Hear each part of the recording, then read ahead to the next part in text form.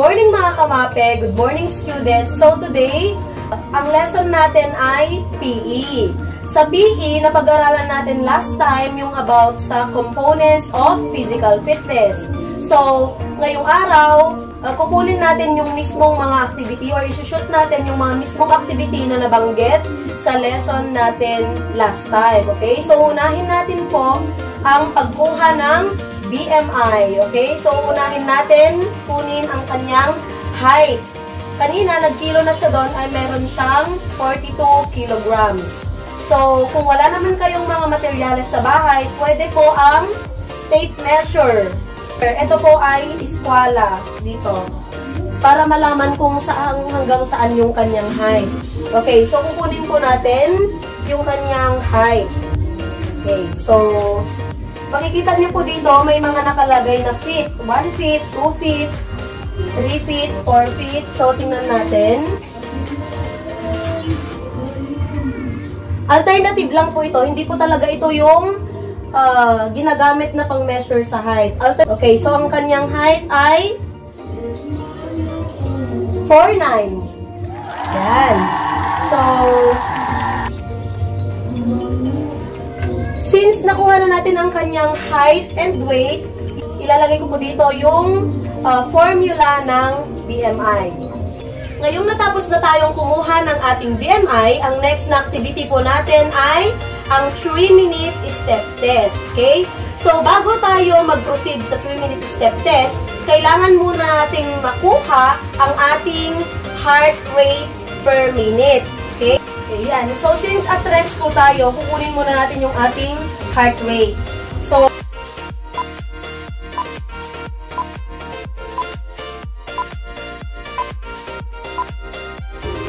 mag-uumpisa na po tayo. Ito po yung ating timer. Okay, timer starts now.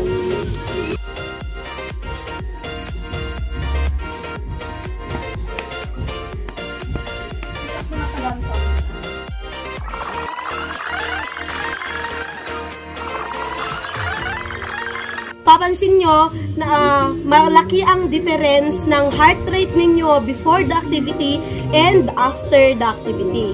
Okay? Ngayong natapos na tayo sa ating 3-minute step test, ngayon naman ang susunod na activity natin ay zipper test. Okay?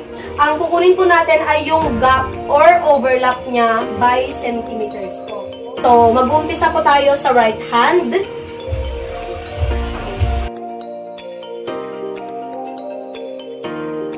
Next, sa left hand.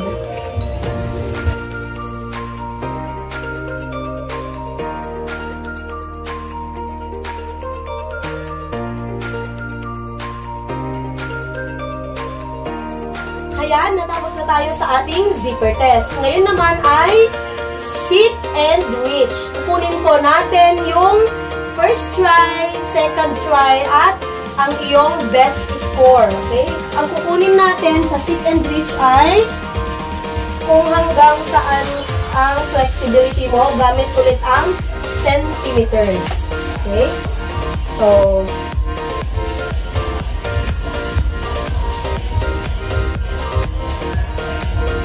ayan.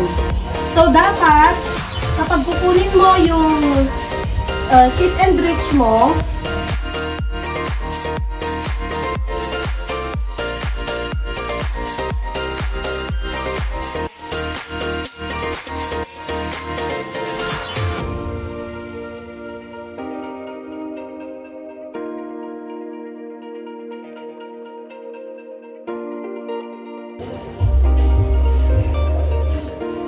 first try.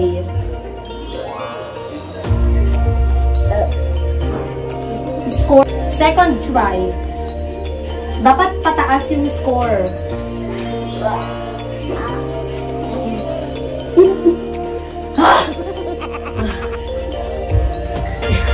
Mahirap to, guys. It really hurts. Okay, ready.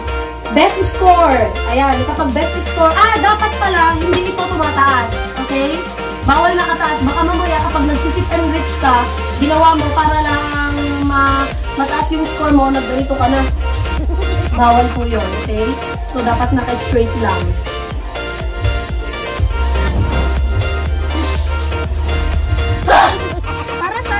susunod na activity, gagawin po natin ay standing long jump.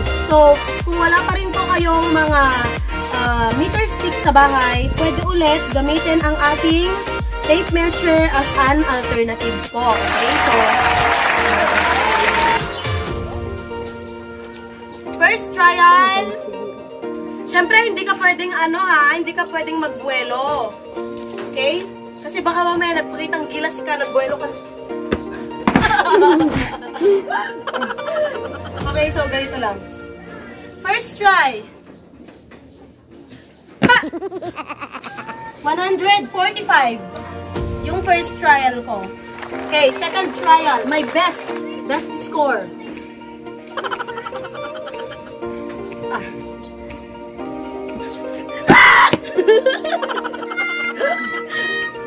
Dito ay meron akong 180 centimeters. Di ba malapit na mag-200? Okay. Ayan, for our next activity, ang gagawin ko natin ay start, balance, stand test.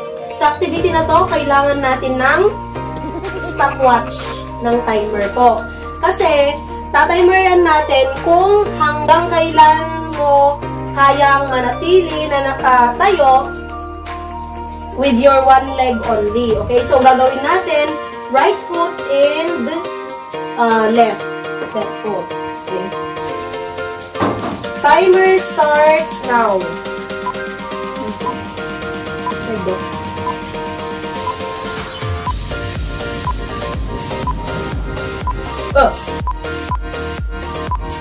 Habang ginagawa mo ang start, balance, stand test, hindi mo naman kailangang magpakitang gilas na no? Kailangan naka-stand still ka lang, no? Para mabalance. Kaya nga siya balance eh.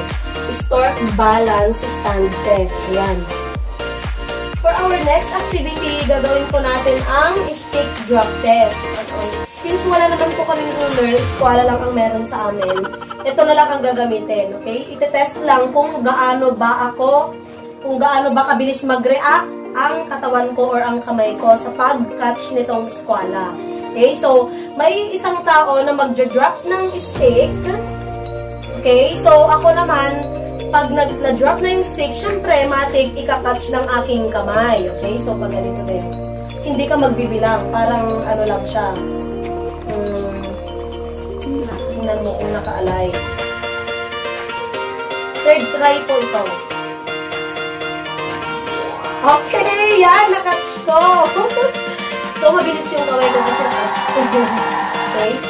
Next, kung nasa school sana tayo ay meron tayong mga kompletong gamit. Pero since nasa bahay lang, mga alternatives po ang ginagamit.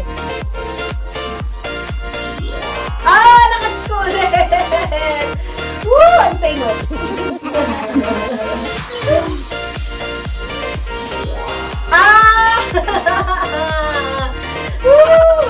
Ayan, so na-catch ko yung first, second, and third try ko. Ayan, so ang next naman nating activity, last but not the least, yung juggling. Okay, so ito naman ay ang coordination ng ating mata at kamay. Okay, so syempre, kapag ginagawa mo yung juggling, overhead siya palagi. Okay, so overhead, bibilangan lang namin kung makailang juggling ba kami, kung ilan yung masasalo namin, okay? So, ganito po yung juggling namin sa school. Ang rubber band ay alternative lamang po ito. Kasi wala naman po kaming sipa or wala naman talaga kaming gamit na pang juggling. Since nasa bahay lang, gaya ng madalas kong sinasabi, alternative lamang po ang aking ginagamit sa activities na ito, okay? So, juggling. Sa right hand ko, mag-uumpisa ako. Bibilangin ko kung ilan kung masasalo ko, okay? So, overhead, 1, 2, 3, 4, 5, 6, 7, 8, 9. Oh, 9 lang. 9 lang yung juggling ko sa right hand. Left hand, mahirap to. Pero, syempre, susubukan, no? Subukan muna bago sabihin mahirap. Okay, ready?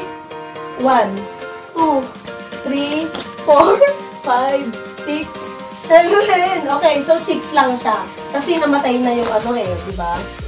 Patay na yung pang 7 ko. Okay, so ayan, natapos na tayo sa ating physical fitness test at home. O, di ba? Hindi naman siya mahirap. Nagawa natin siya kahit nasa loob tayo ng bahay.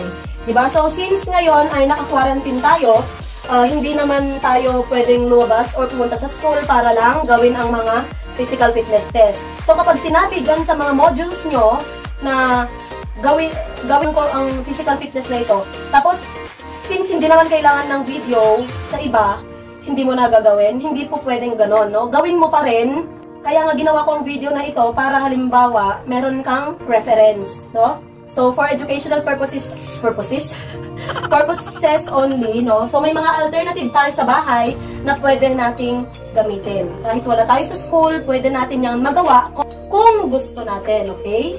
So, hanggang dito lamang po ang aking lesson ngayon. So, maraming salamat. Sana ay palagi tayong maging healthy, palagi po tayong mag-ingat. And kapag lumalabas po ng bahay, don't forget to wear your mask, your face shield, and kung wala naman pong gagawing importante or hindi, huwag na lang po tayong lumabas, okay? Better stay at home. So, hanggang sa muli nating episode ng ating klase, kung nagustuhan mo ang video na ito, don't forget to like, share, and subscribe to my channel. Bye!